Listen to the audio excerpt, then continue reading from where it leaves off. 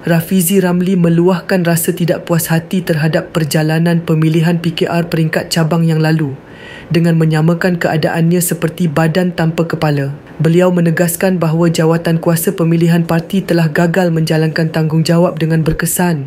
Timbalan Presiden PKR itu menyatakan bahawa pengerusi JPP Dr. Zaliha Mustafa tidak mengambil tindakan yang sewajarnya terhadap aduan mengenai kelemahan yang dibangkitkan sepanjang proses pemilihan.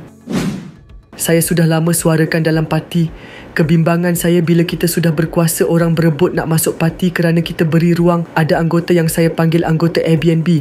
Dia masuk masa pemilihan, lepas itu dia keluar. Jadi, mana yang boleh tapis kita tahu awal dan kita bantah. Kalau dijempol, pemilihan semula dibuat kerana yang menang ketua cabang pada masa sama, dia juga jawatankuasa Pejuang Melaka. Kalau Zaliha nak marah, marahlah. JPP ini sepatutnya badan yang bebas yang buat tapisan kepada semua.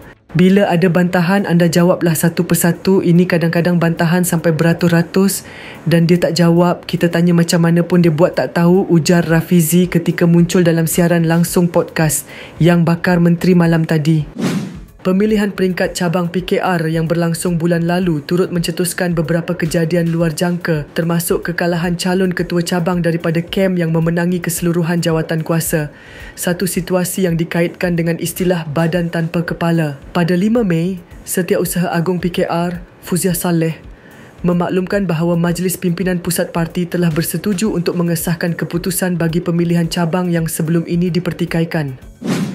Dalam podcast yang sama, Rafizi turut menegur tindakan Fuziah yang menurutnya tidak mengambil langkah sewajarnya berhubung keahlian individu tertentu yang menyertai pemilihan, walaupun perkara itu berada di bawah tanggungjawabnya. Kalau kita bersuara atau lebih kata, kita nak mempengaruhi, saya ingat banyak yang perlu diperbaharui tentang pengendalian pemilihan kita, tambah Rafizi.